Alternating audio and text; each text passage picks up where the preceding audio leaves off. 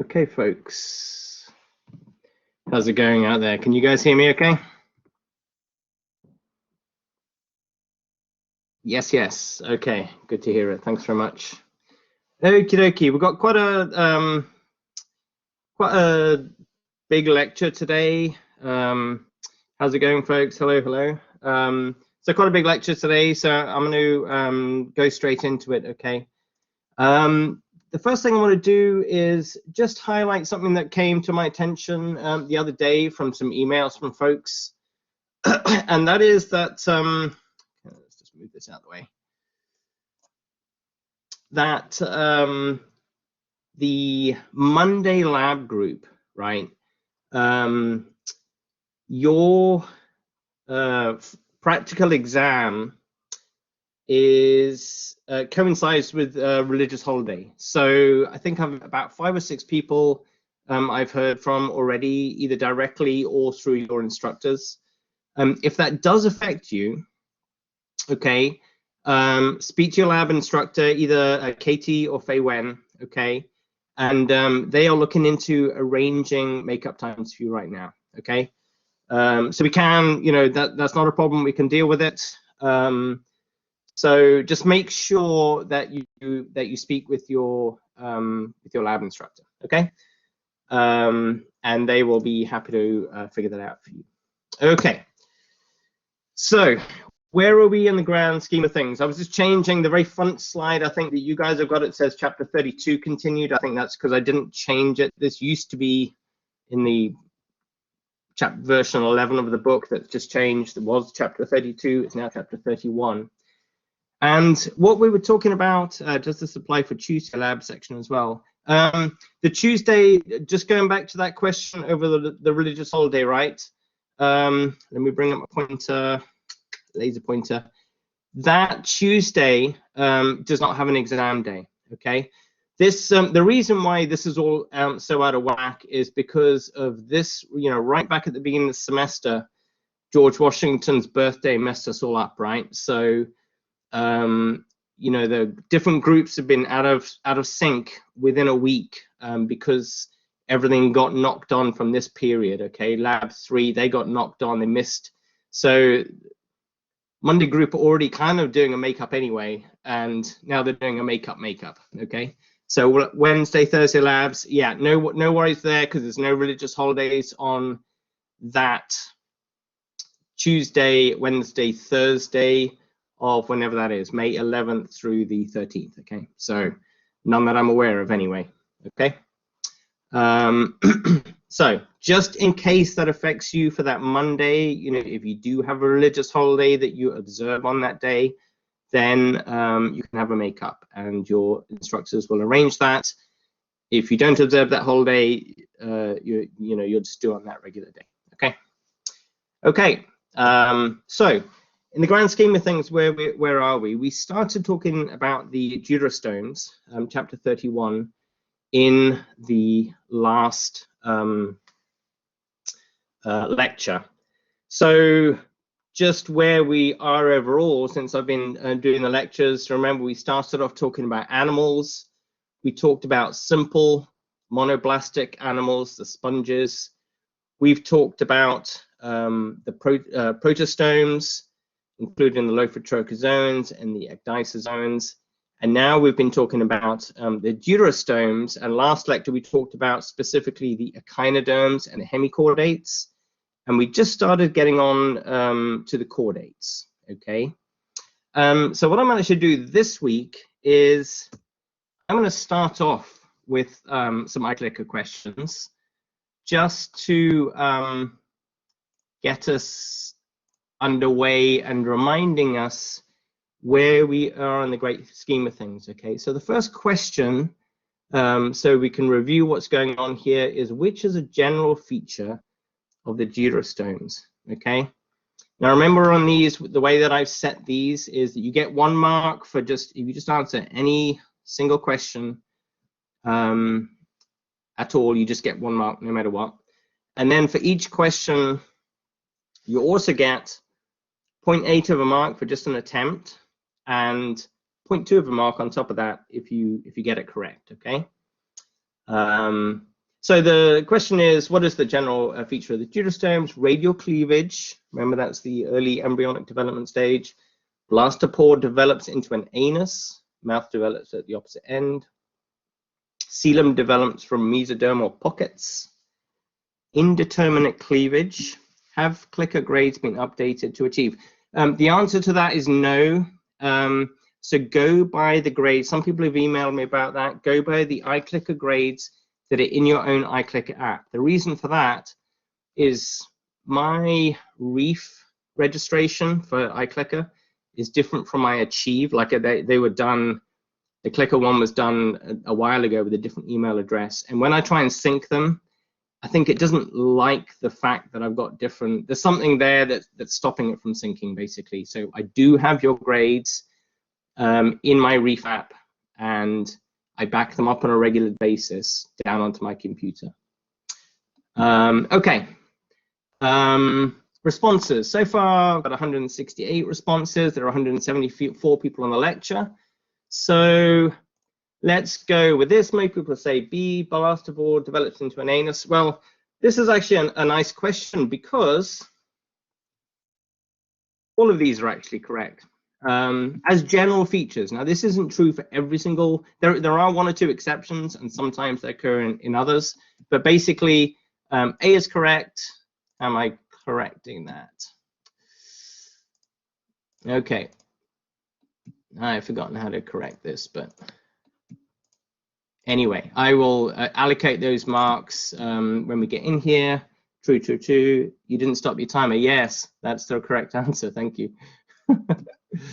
Okay, there we go. B's correct, A's correct, C's, D's, E's correct as well. Okay, so those are all general features. The strongest evidence for them is the monophyletic clade based on genomic evidence. Okay, but all of these others are general features. Okie dokie. Let's move on to slide next. And the question now is, so again, just reminding ourselves what we talked about last time. Early deuterostomes had which important and distinctive feature about them? A pseudocele, a ventral nerve cord, pharyngeal gill slits, eyes, or kidneys. Okay.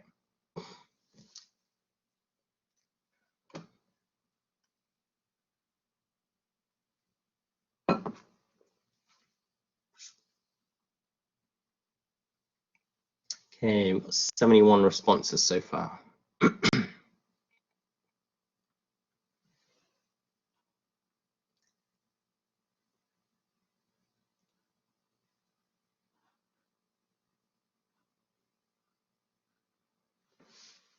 Okay, 125. I'll give you up to the 1 minute mark. Okay, so you know, like 10 more seconds or so.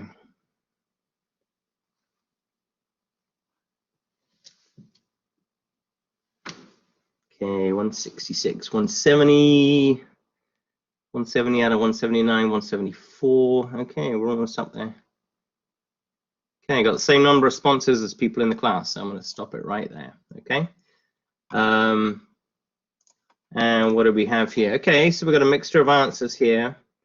So the correct answer is the pharyngeal gill slits. Okay. Now the pseudocele. Remember, that's something we encountered in some of the protostomes, where it's a cavity inside the body, but only the outside is covered in the mesoderm. The inside is endoderm. Ventral nerve cord is also something. Okay, we've got B there. Ventral nerve cord is not. That is something that's distinctive that occurs particularly in the protostomes. We talked about that in annelids, etc. We talked last time about pharyngeal gill slits. These are like little gill slits so you could, these early organisms could take water in through their mouth, and it was probably a filter feeding apparatus. We talked about it in the lancelets, and then water could come out of these gill slits. Later on, that also developed into for gas exchange as well. We actually embryonically have them, but they go away. So these are in the deuterostomes. the echinoderms, so starfish and things like that, they have lost them. Although fossil forms do have them in the echinoderms, but not modern day echinoderms. But other deuterostomes have these pharyngeal gill slit that have pharyngeal slits at some point in their life. So number C.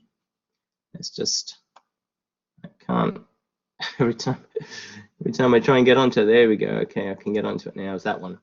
Eyes and kidneys, no. So not those guys. Okay. Okay.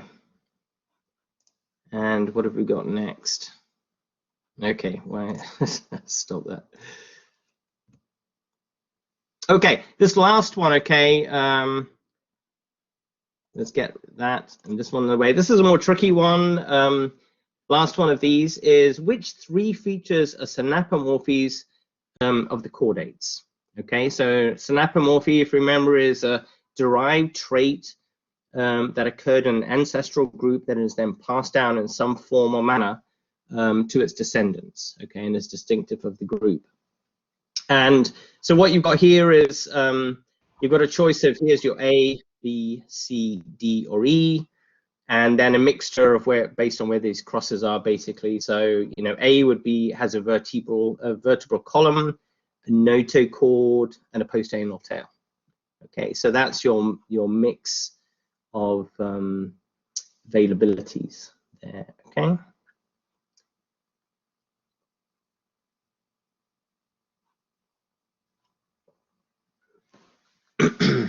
Got 93 responses so far.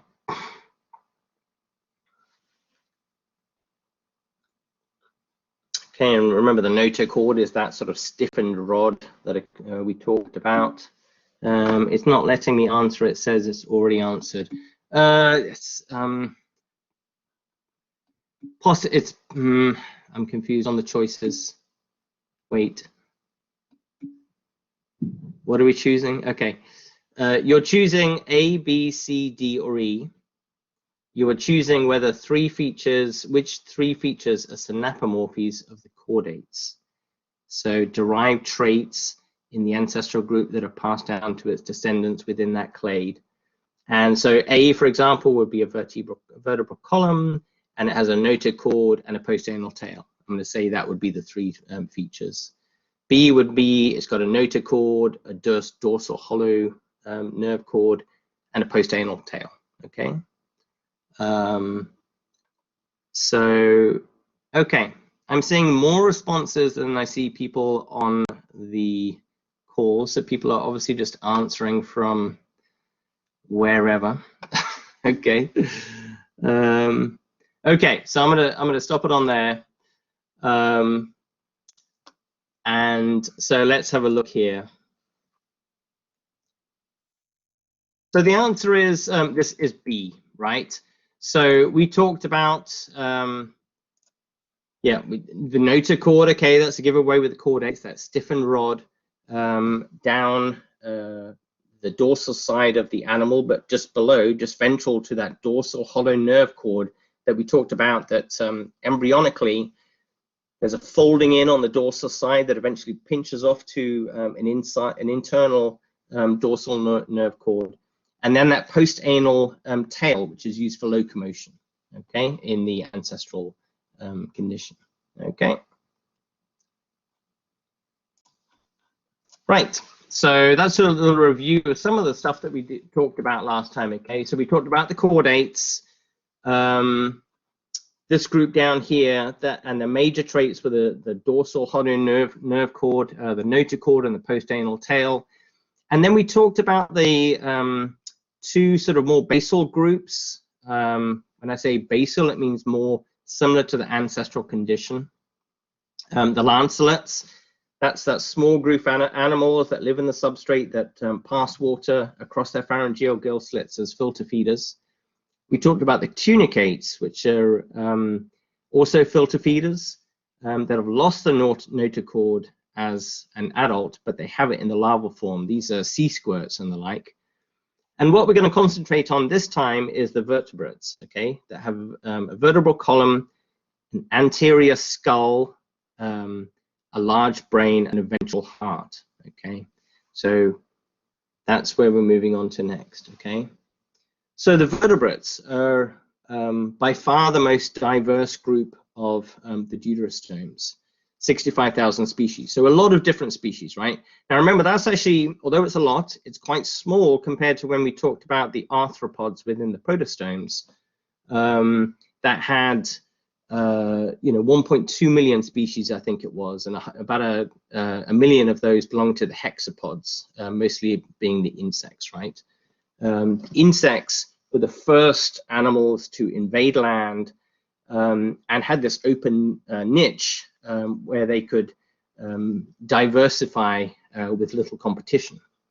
The vertebrates also invaded land, but at a later stage, okay? And we'll talk about how that went about. They were initially marine, but have invaded freshwater, terrestrial, and aerial habitats. So the insects were the first to evolve flight, but the vertebrates have also evolved how to fly in some species. And so this is what we're going to go through.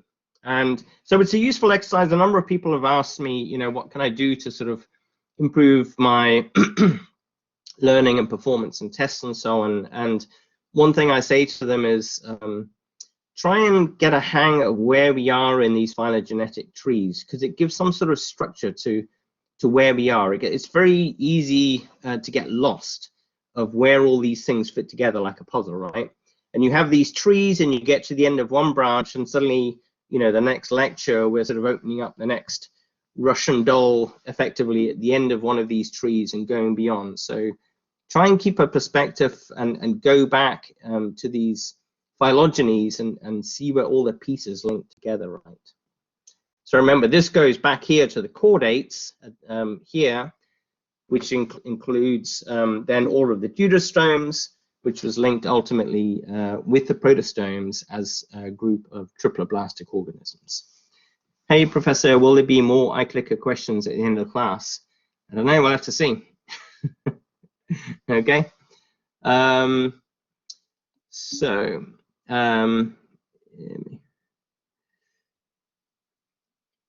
Okay, so what are some of the key vertebrate features? Okay, one of them is clearly the vertebral column. Okay, this bony structure down the back of the organism consists of jointed vertebrae. Okay, so each one of these is an individual vertebra joined together to form this vertebral column. And in most vertebrates, nearly all of them, we'll talk about a couple of exceptions, it's typically it replaces the notochord during early development. Okay, so that notochord was that stiffened rod with it's really sort of made of fluid that acts to help stiffening the length of the body for swimming. This is replaced now by an ossified, so a bony vertebral column. Also an anterior skull, so here you are, that encloses the brain, and a rigid internal skeleton that's supported by the vertebral column. Okay, so that's all these elements that are coming off here, many of which are connected in some way to the vertebral column. Another couple of other features we've talked about one of these before. So one of them is a well-developed circulation system driven by a ventral heart. So here's our heart, and it's near the ventral side of our body by contractions. And that evolved effectively initially from thickening of blood vessels that became muscular for pumping, and then it evolved as we go further into the vertebrates, more complex shapes that make it more efficient, basically. And also internal organs that are suspended inside of the coelom. So remember in the deuterostomes, this was on the first iClicker question, we talked about the coelom development that is distinctive within the deuterostomes. They have a coelom that develops from these pockets embryonically off the endoderm. As this invaginates here, this pinches off to create mesoderm, little pockets, and And there is the coelom, that's that cavity. That's different from the protostomes, if you remember, where there was a ball of mesoderm that develops down here that then sort of opens up and gets a coelom inside of it. Okay, so when you gut a fish, that cavity that's inside of it is surrounded by this peritoneum, okay, that within the coelom cavity that is suspending the organs, okay? So vertebrate features, one of the important things about them was it enables and supports very large and active animals to evolve. Not always, there are many small vertebrates, but the largest animals are vertebrates. So when we talked about the basal chordates, those that are not vertebrates, we talked about these lancelets and these tunicates. They're small, first appeared about 540 million years ago, and they were only marine and generally small and not very mobile. Now with these vertebrates that are derived from the early chordates, they appeared a bit later, about 525 million years ago, evolved in the oceans and then radiated to other habitats, as I mentioned before. And these new features allow species to become much larger and much more mobile.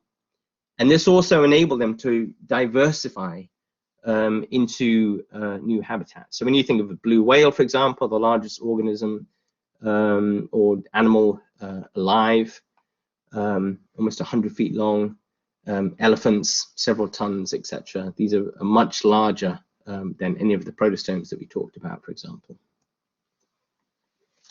Okay, so let's start looking at some of these vertebrates. I'm actually just going to flick back a few slides here, just to remind you of this phylogeny here, which is where we are within the vertebrates. And we're going to go through, you see, there's these whole load of derived traits here that ultimately lead us to the final group we'll talk about, the amniotes. But we're up here at the moment, okay, talking about these jawless fish. There are a few species of those living today, and then the rest of these are jawed vertebrates, okay? So,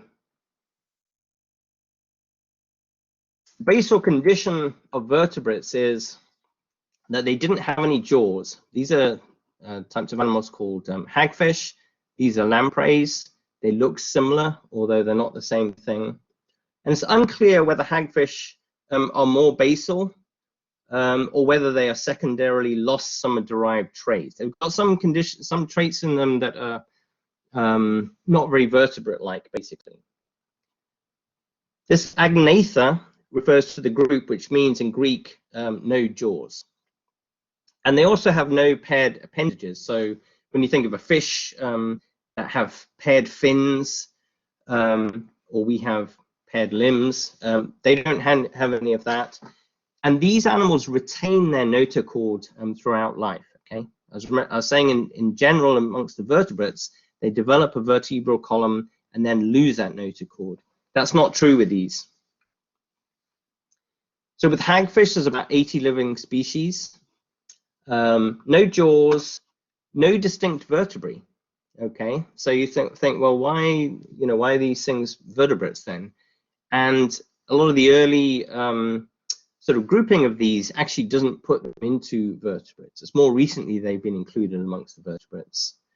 They have a partial skull, so the anterior skull was one of the animals. Do animals like leeches latch onto their prey or rocks by only one end, or do they use both ends? Leeches. So we talked about those. They were in the annelids when we talked about the protostomes, and they have suckers at both ends. I seem to remember when we talked about the leeches. Okay, these are different from leeches. Okay, these are deuterostomes. Leeches are protostomes. So cartilaginous skeleton. So only one end. Do leeches?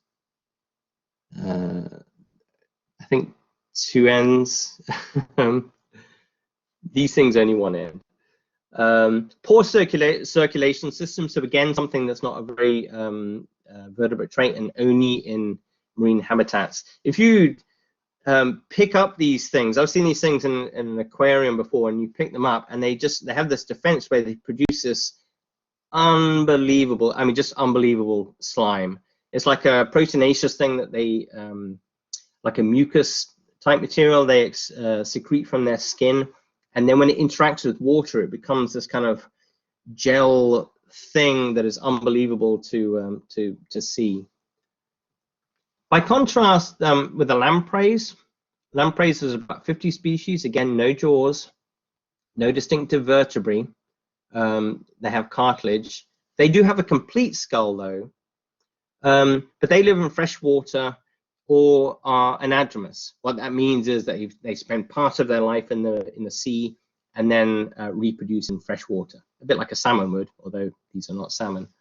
Many of them are parasitic. So here's one that you can see attaching to a trout, actually, and then sort of they feed upon that. So with the hagfish, what is actually is thought is going on with the hagfish is, I was saying that initially people thought they weren't vertebrates. There's quite a bit of evidence to suggest that they actually belong within the vertebrates genetically. And also it's thought from fossil records that they actually developed quite a few of these vertebrate features and then secondarily lost them and have kind of like taken a step back so that they look more like a non-vertebrate creature.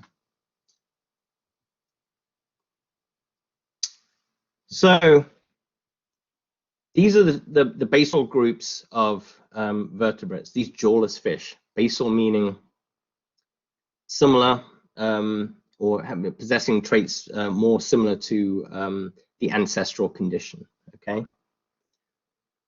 The next big step and separation amongst the vertebrates was the origination of the gnathostomes. So these are animals with jaws, vertebrates with jaws. So they have jaws and teeth, and also then the development of paired fins. Okay. So let's have a little look at that. Now, I mentioned this briefly in the last lecture, and this is where these pharyngeal slits come into play. So the pharyngeal slits that we talked about in the chordates, the pharynx is a sort of area of your alimentary canal leading from your mouth, and slits within those then started to become supported by cartilaginous supports here. So that's represented by these blue bars that are creating a support. And in modern day fish, these are like bones now, basically. Now, what happened is some of these supports have evolved secondarily into to other features and to perform other functions rather than just supporting those pharyngeal slits. So initially, the most anterior pair moved forward and became jaws. So the slits preceded gills, gill respiration. Yeah, so the gills are a secondary function. In some of the fossil forms, there are gills, external gills, I think were initially. But I think it's thought that the original purpose of the slits was for filter feeding, which then would have also required some sort of gill-like function. But the gills for respiration, I think, is a secondarily derived trait. Okay. So these supports moved in an anterior direction, and the first pair became, started to develop into a jaw. And this means that you can now grasp onto prey and control them, and possibly chew on them, depending upon the structure of that. Now, in modern jawed fish and in ourselves, other arches have come in to perform other functions. So there's a second pair that also moved forward that are in the jaws of modern day fish. So gill arches help support heavier, more efficient jaws, and then these develop teeth on them for grasping and for chewing and other such purposes. So essentially, these pharyngeal slits, which then became supported by arches, gave rise ultimately to jaws and other features. In fact, our ear bones are part of this kind of developmental feature as well. So vertebrates developed jaws. Now this also occurred, if you remember, in the arthropods, where they developed mandibles and feeding parts, but they were developed from appendages. So the arthropods have paired appendages in different segments, and some of those got specialized into feeding parts. So this is analogous to the arthropod mandibles, but not homologous, because homologous would mean that they have the same evolutionary origin of what they came from. They've derived from different original features. Okay, so amongst those jawed vertebrates, the most sort of basal groups, so those closest to the original condition of that, are the chondrichthyes. These are the cartilaginous skeleton fish, and it includes sharks and their relatives, the rays, and another group called the chimera as well, which are actually the most basal of these different groups. And there's less species of these. These occur in like deep water habitats. These also developed paired fins. So here on this white shark, you can see these pectoral fins. So think of your pecs and your arms, homologous actually to those pectoral fins. And then pelvic fins would be like where our legs are, basically from our pelvis. And then also they have medial fins. So a single fin in these on the dorsal side and an anal on the bottom that's not shown. There's an anal fin there. So they're not paired fins, they're just like medial fins for directional support. And then also a caudal fin, or a tail, basically, that is used for swimming. Now the rays did something slightly different. They adapted their pectoral fins into flaps that can undulate, and that's how they swim, rather than with their caudal fin, which is this tail bit back here that has the stinger on it around there. Okay, so cartilaginous endoskeleton, not fully ossified, so that means it's not bony, not calcium phosphate in it. And then I'll talk about this air bladder and lungs bit in a bit, because that's the next evolutionary step, basically. So what we've talked about so far in the vertebrates is these jawless fish, hagfish and lampreys. The chondrichthyans, those that have a cartilaginous skeleton, but they have jaws and they have paired fins.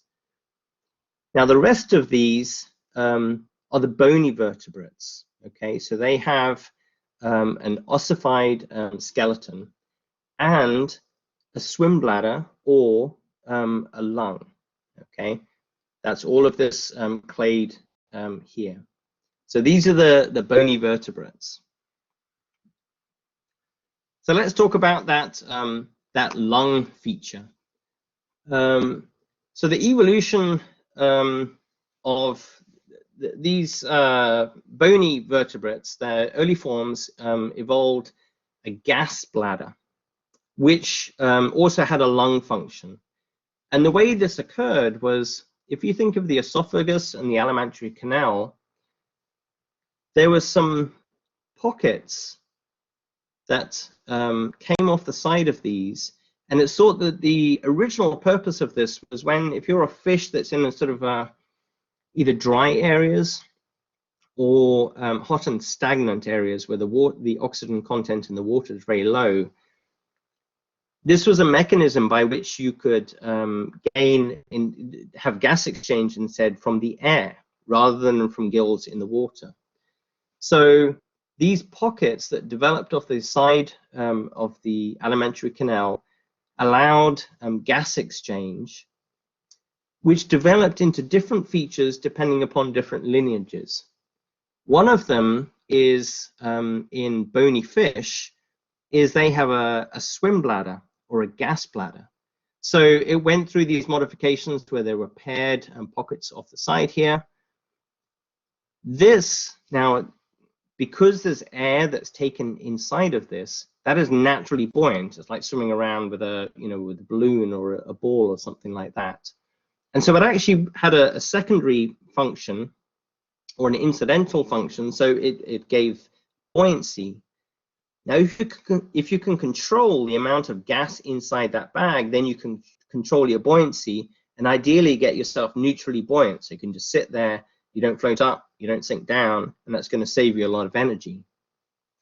And that became the main purpose of this in most bony fishes, where now they have a swim bladder where there's a separation. It became a distinct bag, separated from the alimentary canal. It actually, they can control the gas levels inside of it through blood exchange, which is just represented by that little area there. In some less derived fish, such as trout and gar, they actually maintain a thin connection there with the alimentary canal. It's like an intermediate step. Now, in other groups of, do goldfish have this? I think, yes, the goldfish are in the carp group, which are part of, I think they maintain that pneumatic duct there amongst the goldfish, yeah. So that, you'll see a big carp in a lake that will come up and gulp air, etc. Now, in other organisms, this evolved into the lungs, primarily for gas exchange. That's what we have, okay, in this. So evolved from simple sacs of the alimentary canal, later adapted into a gas bladder. Okay, so that's what I've just said, basically. So the evolution of the lung and or the gas bladder or swim bladder in these bony vertebrates. Now, if we think of these early bony vertebrates as being fish, which they were, the separation occurred, okay? And one of the major separations was the rayed fin fish. This is basically, when you think of any, like your goldfish that you just mentioned, okay? When you think of a fish, or you think of, catching a striped bass or a trout or anything like that, they are amongst these ray fin fish. There's only a small number of these so-called lobe fin fish in existence today, but they're really important from our perspective because that's what we ultimately evolved from, okay? But these ray fin fish are very diverse. So what's distinctive, or one of the features that is distinctive about them, is this ray fin feature of them, okay? 35,000 living species, so very diverse, and they've spread into not just marine, but also freshwater habitats. And they have soft rayed fins. So if this is a fin, these bony elements along here are just are soft, okay, and fairly flexible. Now they do have along their dorsal spines and things like that. They can also have hardened elements, or rays as they're called. But in general, if you get a fish fin, it's thin and flexible. And most of these have a swim bladder. Okay, some of them secondarily lost them. These are different from the lobed fin fish, the so-called Sarcopterygii. Okay. Now, in these lobe fin fish, fins for early lobe fin fish were different. Okay, so they're different.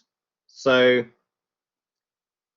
this is a synapomorphy of all of the Sarcopterygii group down here, with living representatives of the coelacanths and the lungfish. And what is so different about them is the structure of their fins, okay? So here's the ray fin fish that have these sort of thin, flexible little fins.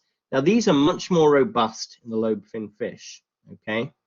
And ultimately they evolved into a form, so there was this red bone, a large red bone that connects with the main fish, and then these robust bone structures in the early forms in their fins, and actually they're muscular as well. So they're sort of quite, they're they're stronger in general, okay, this form.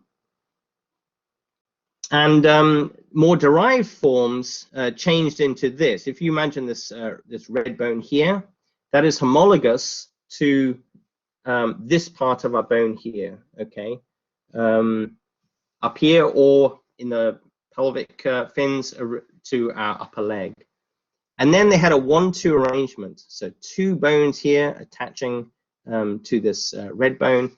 That's homologous to the 2 bones that we have in our lower arm there, okay? So fins are more robust, more capable of supporting weight on land, which is ultimately what some of them evolved into doing. And the living members of these lobe-fin fish are the coelacanths that I'll talk about, lungfishes, and then over 30,000 species of tetrapods, animals with 4 legs that invaded land and gave rise to ourselves. Okay, so let's talk about the coelacanths and the lungfishes. So these are lobe-fin fishes. And these coelacanths, there's only 2 living species. The first of these was discovered in the 1930s, I think 1938, off South Africa. And it was like this huge discovery because these hadn't been seen they'd never been seen alive by, by science, so to speak. And they'd last been seen in the fossil record from like way back, basically. So it's a living fossil because it's this living animal that, people thought was extinct from many years ago. And then a second species was discovered in a fish market, I think it was, in Indonesia. And with a lungfish, there are 6 living species today. Okay, so you froze for a second. Okay, am I unfrozen? Okay, I'm kind of going to say the same thing in this slide anyway. So these coelacanths, lobe-fin fish, okay, 2 living species today. This is a fossil of a coelacanth, and they were common in the fossil record from 410 to 70 million years ago. And then, they disappeared, and people thought they were extinct until a living specimen was found in the 1930s. Okay, so this amazing discovery. They had a global distribution in the fossil record. 2 living species today. There's one from South Africa and another one from Indonesia. They live in fairly deepish waters, rocky habitats, etc. Okay, now the other living species of lobe-fin fish that are still actually fish, not tetrapods, are the lungfishes.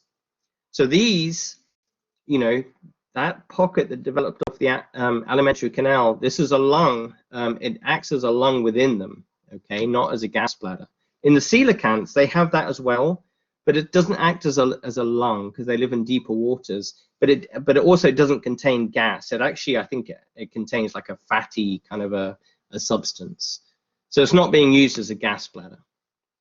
In the lungfish, it is. They have a capability of being able to gulp air in dry conditions and use that for gas exchange. Something before the fish market.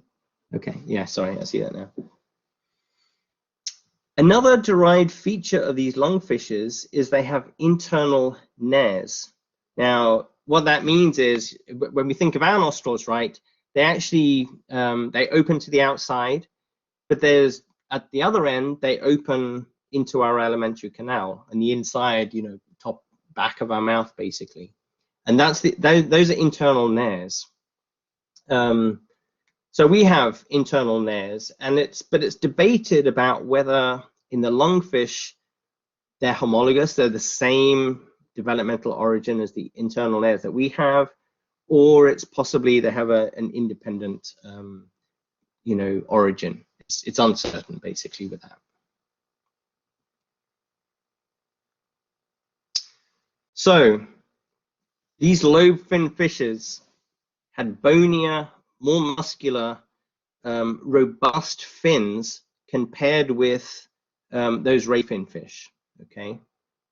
And I mentioned about how that ultimately gave rise to the tetrapods. So that's what we're going to talk about now here. The tetrapods, animals with originally with 4 limbs that invaded land, evolved from those lobe-finned fish. And there's good evidence in the fossil record of steps by which this occurred. Okay, so when we think of these tetrapod legs, so we mentioned about having paired fins, the pelvic ones are arms basically. Sorry, the pelvic ones are legs basically, and the pectoral ones are arms. These bony structures are evident in the fossil record in different types of lobe-finned fish intermediates. Okay, so many fossil freshwater lobe-finned fish had leg-like fins and lungs. Okay, so features that were useful for being able to have gas exchange with air rather than water. These fins, it's thought, could prop the fish up in shallow water, possibly allowing them to feed upon terrestrial food sources. Because if you remember, I was saying the insects, we learned that before, were the first animals to invade land. Quite a few million years before all this was going on. So there was a potential food source for these things now on land.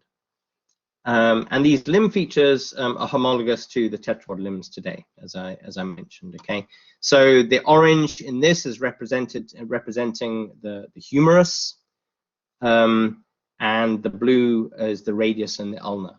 Okay, in our limbs. Now this Tiktaalik fossil in particular is a very famous one. That's this middle one here, because it represents. It has both fish-like and tetrapod type features, showing it in between. Sounds like a Pokemon. It might be, I don't know. So this Tiktaalik fossil, it was discovered, I think, in 2004. It's in the notes. Yeah, 2004 in the Arctic Canada, about 375 million years ago. Okay. Now, some of the fish-like features that it has scales and gills and lungs, so it could exchange gas with both water using gills and potentially lungs with air.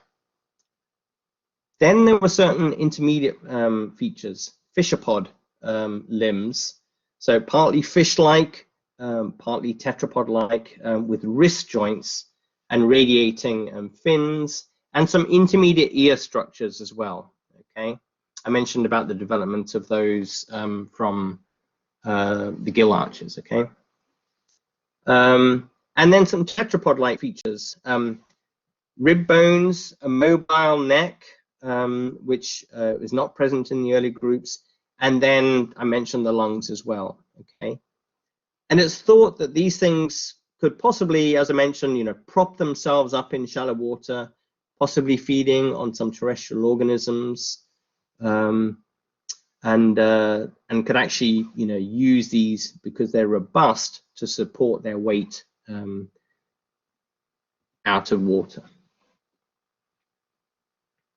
Okay, so this is where the tetrapods start to arise. Okay, tetrapod meaning 4 legs. And animals starting to move into vertebrates starting to move into terrestrial habitats. So here we have the terrestrial limbs and digits that evolved from these fleshy lobe fin features from the lobe fin fish. Okay, so tetrapods. We're going to talk about the amphibians and then the amniotes, which is the ultimate group that really invaded land. So the amphibians are the more basal group amongst these tetrapods, closer to the ancestral condition. Okay. So let's look at the amphibians. So they clearly, when we think of things like frogs and salamanders, etc., they have a closer association with water than other land vertebrates that we think about. So that's a sort of indication of that sort of more basal condition, perhaps. There are three major groups of amphibians. The Sicilians, which is this weird sort of fairly small, I don't think there's that many species of them, group. I think they live in tropical areas. I've never seen one myself. But their limbs have become reduced. So that gives them that sort of like wormy-like feature. The anurans include the frogs and the toads, and such as these, for example, where the tail has become reduced. If you remember with the chordates, one of the key features or signature features was that post-anal tail. So that's lost within the frogs, and you see that, you know, as they go through metamorphosis from the tadpole to the adult state. And then also salamanders. So this being a salamander here, okay, that's more, I guess, lizard-like, although it's obviously not a lizard. Some of the derived traits of amphibians is they've lost in legs in some of the groups. So these are Sicilians, and also they've lost scales. So they have a thin skin that is not very good at resisting water loss. So that's one of their sort of downfalls if they really want to go and just live on land. They're not well adapted to retaining water, except in some, there are some sort of special groups that are able to do that better than others. And also they have fairly primitive or less derived eggs that, again, are not adapted or not well adapted to resisting water loss. They need to develop in water, although they're protected typically in like a jelly-like substance. But that also gives them some association with water. They need that in order to be able to reproduce. Another feature, it's not mentioned in the book, but they have a fairly primitive gait. That means the way that they walk. If you think about the way that a fish swims, it does this undulating from side to side. And the way that a salamander walks is doing that same side-to-side movement that is like a fish-like movement. Okay, that's different from, if you think of a dog running, where or a dolphin swimming. Now they move in a sort of dorsal ventral direction rather than side to side. Okay.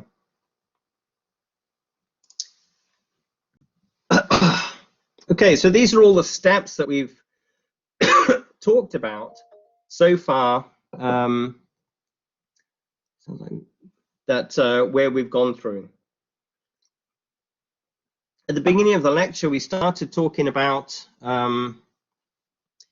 the chordates, okay? And the three major groups of chordates, and the one we've been focusing on is the vertebrates, okay? So the developed vertebrae.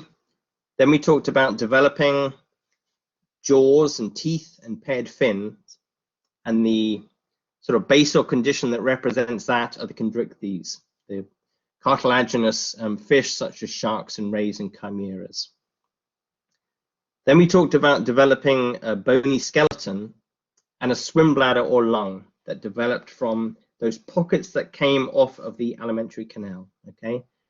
Either allowing fish, particularly the ray fin fish, to use that as a buoyancy mechanism, or particularly amongst the lobe fin fish, ultimately for being able to use it as a lung for breathing air.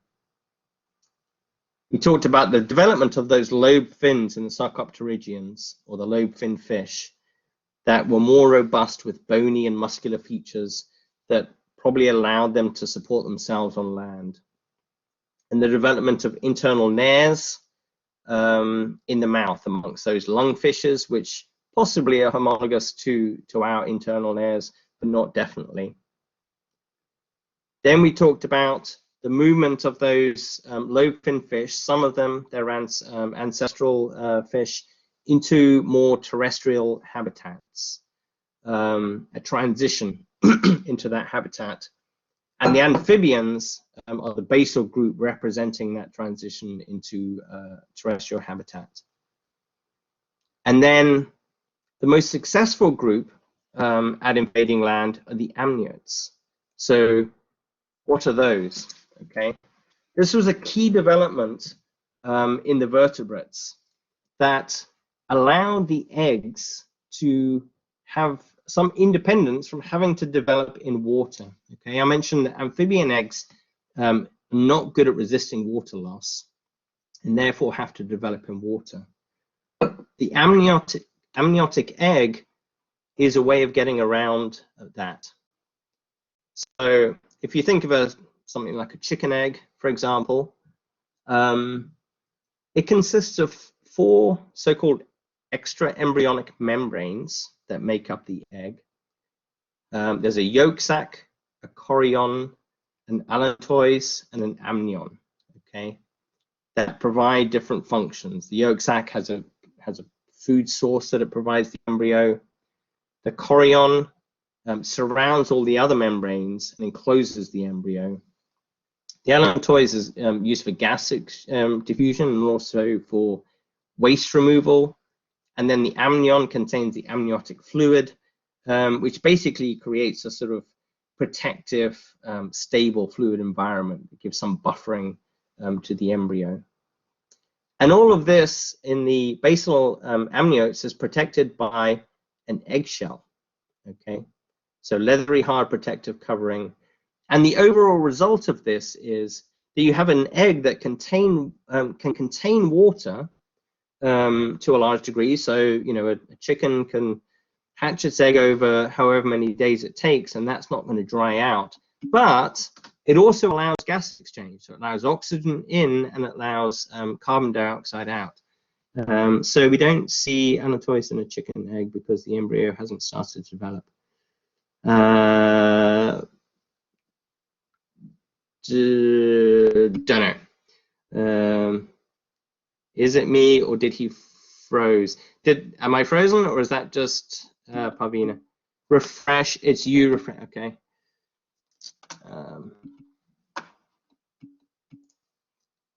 No, you're good. You're not frozen. Okay, so I'm not frozen. Okay. Okay, so I'll continue if it's not me. Okay. Now, so this was a key step. Now there's this, we don't have time to go through it now, but this is kind of, you can think of it as your homework, is this little 4-minute video. It's kind of nice. It shows you how all those steps develop and how it assisted in the tetrapods invading land or being able to live in a terrestrial environment more independently of water. Okay, so that's just a nice little YouTube video that that you can watch. Okay, so I mentioned that when we go through these phylogenies, and this is, can't escape from this week, I'm afraid, it's like a Russian doll, right? We get to the end of one and we think we're finished, and oh no, he brings up another one, and here's the next one. Okay, so here we have these amniotic ancestors. These derive that amniotic egg that gives some independence from water and allows a better invasion of land. I know, I see the tears, but these amniotes separated at a pretty early stage into 2 major groups. Okay, they diverged about 300 million years ago into reptiles, that's represented by this orange group here, and then the mammals. Okay, now the reptiles shown in this is not just living species, but it's also got a bunch of extinct species as well. So, and we'll talk about some of these. So some of these are the lepidosaurs, which includes the squamates, that's the lizards and snakes basically. And there's one living species of a so-called tuatara that lives in New Zealand. Okay. We have the turtles and crocodilians. So turtles includes things like tortoises and stuff as well. Originally terrestrial, but here's a group that actually then many of them went back into water habitats again as well. Living dinosaur, but not a dinosaur in terms of the tuataras, basically. Okay, reptile, but they're not actually dinosaurs. So the dinosaurs come down here. Okay, pterosaurs, flying reptiles that are now extinct. And the reason why the dinosaurs are in here is because birds, modern day birds, are actually the sort of sole surviving, yes, a pigeon is a dinosaur. The birds are actually the sort of sole surviving members of the dinosaurs that went extinct about 66 million years ago. We'll talk a bit about that. They derive from a group called the theropods. Okay, all of these are so-called archosaurs, including amongst that the crocodilians. Chicken is a close relative. Yes, chickens are derived from theropods as well. Okay, so let's talk a little bit about those reptiles. So as I've just mentioned, it includes, you know, amongst the living groups, turtles, squamates, including lizards and snakes, and crocodilians. Okay. So with these reptiles, their skin is covered in like scales, and one of the benefits, if you're living on land, of this is that it reduces water loss. Remember, the amphibians have this problem where they just have this thin skin, which actually they can breathe across both underwater and in air, but they need to keep it moist, and they're constantly losing water across it.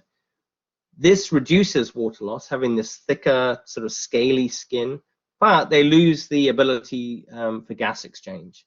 That's where the lungs come in extra important. Okay, so gas exchange via the lungs, ventilated using ribs. So we use our ribs that have muscles attached to them, and in association with our diaphragm. So when we expand our ribs, it pulls in air into our lungs. Amphibians can't do that. They have a thing called buccal breathing, where they bring water, air into their kind of buccal cavity or buccal cavity, and then close their mouth and then contract it. That fills the lungs, and vice versa. The ribs are more efficient for that, basically. Internal fertilization. Okay, now that's important if you're in a terrestrial environment. You don't have that water anymore, and you know, your embryos can't develop in the water like with a fish, for example. And then a three-chambered heart. So I mentioned that the heart originally started to develop from sort of a thickening of blood vessels that muscular that could pump, and then in more derived vertebrates, chambers started to form that make it more efficient. Okay. And so these have a three-chambered heart, which is more efficient for circulation. So amongst those group, let's see if I can move that. No, move that out of the way. I'll bring it onto the screen. So amongst the reptiles, these are the living groups up here, the lepidosaurs. That includes the tuatarans and the squamates, the lizards and the snakes. We also have turtles, crocodilians, and birds. Okay, dinosaurs were amongst this, but they're extinct. So tuatarans are a basal group of lepidosaurs, so a sister group of the squamates, in other words, and just a single species living off some small islands off New Zealand, and they're highly protected, etc., and endangered. Squamates include the lizards. So some species have legs, but not all lizards do. This is actually a lizard here, this legless lizard from Australia. So loss of limbs have evolved independently quite a number of different times in different groups of lizards. And then the snakes, and one of the distinctive features about snakes is, apart from the loss of the limbs, is their ability to unhinge their jaws, which just makes them distinct from lizards. So they can unhinge their jaws and take in, you know, pieces of food that are way bigger than you might expect otherwise. When snakes lay eggs, does it come out of their mouth? No, it comes out. They have a cloaca actually, rather than so they have an anus, but then a cloaca is a communal exit for reproductive waste and anus. So I think they just have a cloaca. So it doesn't come out of the mouth. And put it this way, this one is eating, not giving birth. So they can swallow large prey. Okay, how are we doing here? So the next group of living reptiles are the turtles. So these have a ventral and dorsal bony plates that form a shell. That's one of their distinctive features. So here is a skeleton of a turtle, and looking at from the ventral side, so from underneath, and it's clear from this that the dorsal shell is developing from modified ribs. Okay, so here are the ribs coming off the vertebral column and the shell attached as part of those ribs, and then the ventral shell is taken away from this as well. And one of the unusual features or sort of unique features really of turtles is that their pelvic girdle, so your pelvis basically, is actually inside their ribs, which, you know, doesn't occur in any other groups at all. So these can be terrestrial, but other types are reverted to water habitats. So turtle, you know, marine turtles, sea turtles, have evolved from lobe-finned fish that were tetrapods that went onto land, and now they've gone back into the ocean, basically. Pelvic girdle, not the pet. Oh yeah, sorry, I meant to say pelvic girdle. Sorry. So where your legs come out of, basically your pelvis. In case I missaid that, that's the bit that's gone inside the ribs, right? What does it say in the notes? Yeah, it doesn't say pectoral girdle. Okay, no, I'm getting it completely wrong. Okay, you're correct. Pectoral girdle, that's what it says on the thing. So I'm saying it wrong. The pectoral girdle is inside the ribs. Thank you for the correction. Okay. But so interestingly with the turtles though, so the amphibians, their eggs are tied to the water. That's one of their sort of tying features to the water. The turtles have gone back into water, but they're still tied to land because their eggs develop on land, and that's why sea turtles, you know, return to beaches to lay their eggs. Okay, how are we doing on time here? We've got 7 minutes. We're probably not going to finish this, which is fine, but we're doing quite well because there's quite a bit in this chapter.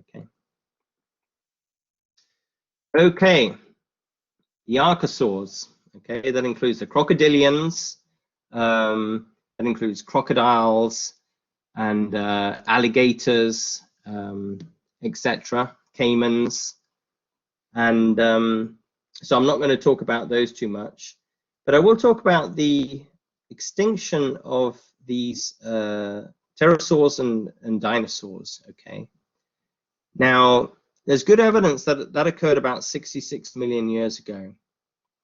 And it was related to the impact of a large asteroid or comet that hit Earth, and hit Earth in the region of the Yucatan Peninsula in Mexico. And that had created a mass extinction event. There's still evidence today in geological layers of a layer of rocks that goes into around the world that shows when that event occurred. Okay, and very few, well, none of these dinosaurs survived that impact, except for those that gave rise to modern day birds. So birds are derived from theropod dinosaurs. And there is fossil evidence to show some intermediate steps of these that show animals with where feathers originated, so that's a distinctive feature of birds. So amongst the theropods, these were predatory dinosaurs. They had a bipedal stance, so standing on 2 legs as opposed to 4. Those front ones ultimately in modern day birds gave rise to their wings. Hollow bones, so that makes them lighter. A furcular, or the wishbone, if you think about when you have a chicken, which is adapted for flight. Elongated metatarsals with 3 digits that you see on birds. Pelvis pointed backwards, and then this key feature of the feathers, which are modified scales, essentially, that occurred within the reptiles. And Archaeopteryx is the most famous of these theropod dinosaurs, glided correct. Yeah, so it's thought that with these that they weren't flying around like birds are today, that they were more using these limbs for clambering in trees and things like that. And then, yes, there was a sort of gliding, you know, there was sort of awkward gliding. So they weren't like graceful flyers like modern day birds. Yes, you're correct there. And it's also thought that the feathers were initially, their purpose was used for insulation and also perhaps for coloration, for sort of sexual characteristics, etc., or other purposes, and that they later developed into the use for flight. Okay, so slide next. Yeah, so in modern day birds, they became endothermic. Okay, that means that, like us, they can sustain or maintain and control their body temperature, as opposed to being like a lizard or a snake, for example, that cannot do that. Their body temperature is dependent upon their environmental temperature. So if a snake wants to warm up, it goes and sits in the sun on a warm rock to warm itself up, which then it can use to make itself more active. Birds, so flight is energetically expensive, and they have a high metabolic rate to achieve that. And also that generates a lot of heat energy, which they can use then, if they're able to control that heat loss and keeping it for maintaining more constant body temperature. They evolved parental care, which is obviously, you know, you see with birds looking after chicks in nests, etc. I mentioned the feathers, a key feature that enabled flight. And these features of their body, such as their light bones, that were also beneficial for flight.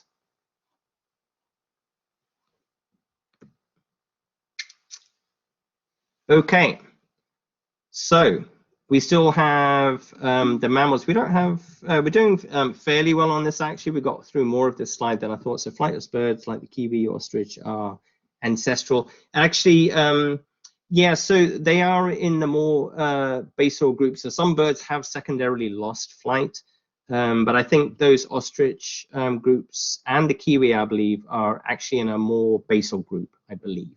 I think it probably mentions that in the book, I think. Okay. So what we're going to do is next time we'll talk about mammals. Okay, I wasn't expecting to get through this whole lecture in one, so that's fine, because there's a lot within this chapter. Okay.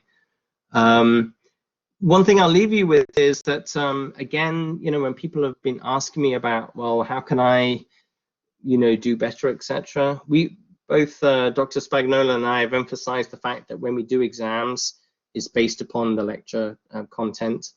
Now, that doesn't mean don't read the book, though, right?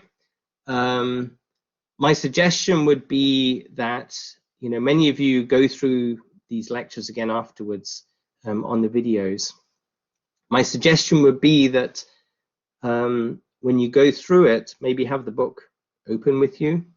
I've deliberately structured these and put in the numbers, etc., so it gives you, you know, it should be fairly easy in most situations, I think, to follow the lecture alongside the book, and you'll get more information from the book that I think will fill out more of your understanding. Okay, so we're not saying don't read the book, especially seeing as you paid a lot of money for it, right? Definitely read the book, but sometimes if there's extra stuff in there that's not covered in the lectures, then it's still good to understand, but you won't necessarily get tested on that. The focus will be on this stuff. And sometimes the stuff in the lectures that is not in the book, okay? So do read the book. Okay, so great, that is just about our time. That has really flown by. And we'll finish off the mammal section in the next lecture, okay? Thanks very much, folks. Don't forget, if you're in that Monday group of lab and you have a religious holiday that clashes, chat with your lab instructor, okay? Katie or Wenfen. See you guys on Thursday. And also office hours, in case anybody's got specific issues, 2 to 3 today or 2 to 3 on Tuesday. There's a Zoom link on Blackboard for that, okay?